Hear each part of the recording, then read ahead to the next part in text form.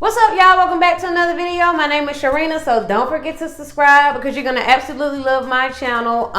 Today we are doing the sublimation DTF hack, and I'm super excited because I've been waiting to do this since I've been doing sublimation. And this hack eliminates the only polyester thing with sublimation. So if you do sublimation, you know that if you're making a sublimation shirt or you making a shirt, it has to be polyester in order for your image to be nice and pretty and vivid. But with this hack, you can use 100% cotton. Yes, 100% cotton. Any color, well, not any color, but light colors. The same as sublimation, you want to stick with your light blues, your light grays, your light pinks, orange. You can do red if you're using black ink. But again, you can use 100% cotton with your sublimation printer, which is a plus. Not only that, polyester is almost 2 times the price of a cotton shirt. So this hack is a must. So let's get into it.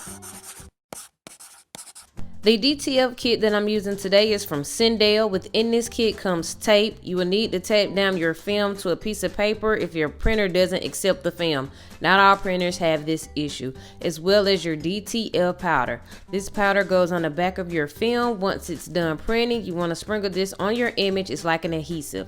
They also have a Teflon sheet in the package for you for your pressing, as well as step-by-step instructions on how to do the DTF hack. Please pay close attention to your sizing of your DTF film. It comes with 30 sheets. It's a size A4, so you want to make sure you're within the size range.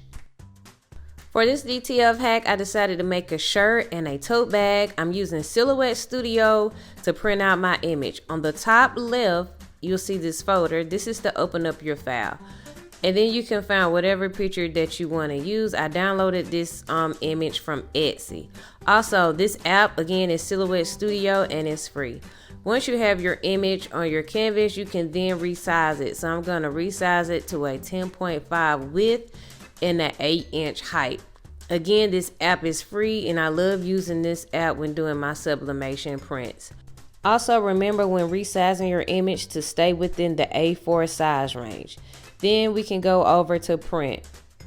Once you select print, your print options are gonna pop up, and then you wanna go over to preferences because you wanna make sure everything is set. There are gonna be some changes. I don't change my document size. I just stay within the size range of the A4 size.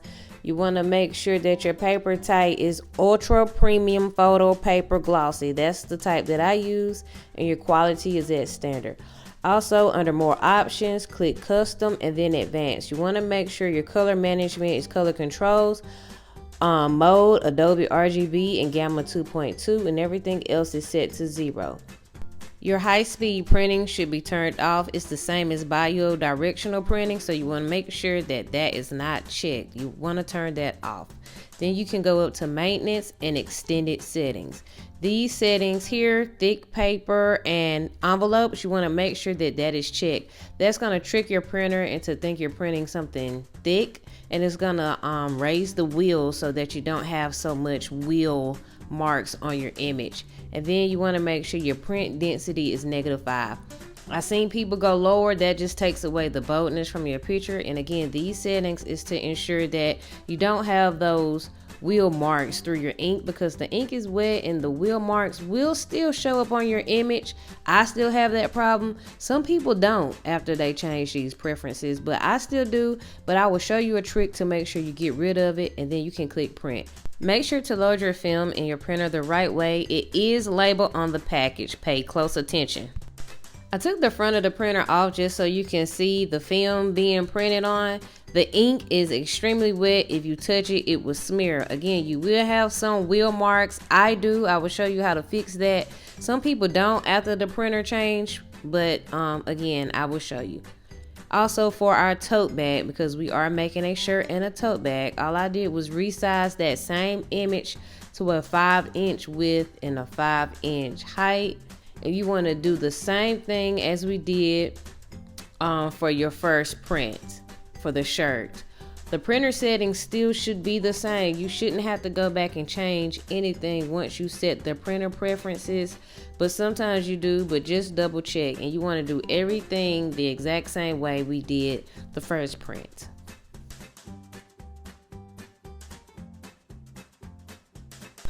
Our prints are done, and I do see a few wheel marks. It's probably hard for you all to see because of the glare, but there are small wheel marks that I will need to remove, but they're not bad. And so those settings do work. Like I say, some people don't have wheel marks at all after they print, but I do. But how I get rid of them is I take a Q-tip and I wet the ends, and I just go through and remove them. I just wipe them off. Be sure not to touch the ink because it will smear, and it smears easy. And once it smears, it is hard to fix.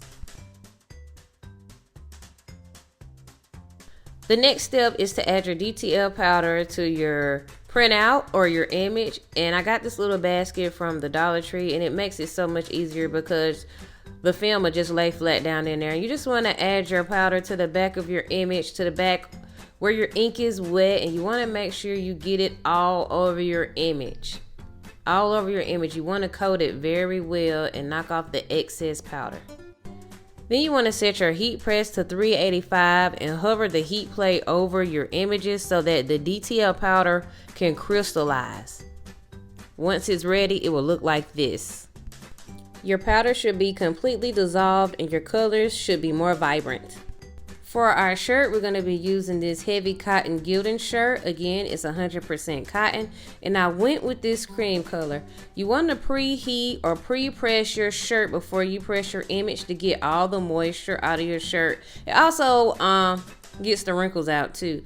And then you want to lay your image onto the center of your shirt. Make sure it's lined up in the center, and then you want to press your image at 385 degrees Fahrenheit for 40 seconds.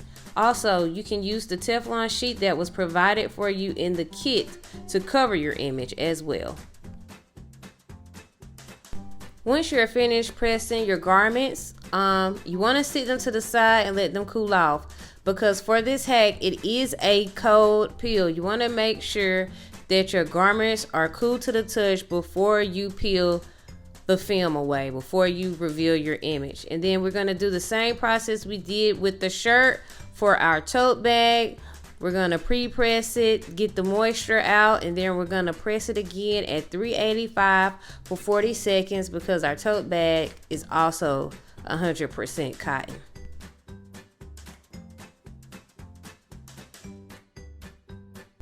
Again, once your garments are cool to the touch, you can then peel. These are a cold peel, and it should peel pretty easy. If not, just press your garments again, let it cool, and try to peel again.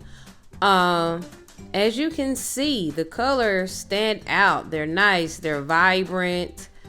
It peeled very easy. This hack is very easy and simple to do if you follow the steps. Here's a close-up. As you can see, the colors are bold. They stand out. There are absolutely no wheel lines. I told you, if you follow those steps, you won't have any wheel lines on your shirt. And that's it, guys, for the hack. Everything came out nice. The colors are vibrant. And if you want to see more, DTF hacks, let me know down in the comments. Don't forget to like and subscribe, and be sure to hit that notification bell so you always catch my videos when I post. Also, help me out and follow some of my other socials if you can. Again, thanks y'all. I will see y'all in the next video. Bye.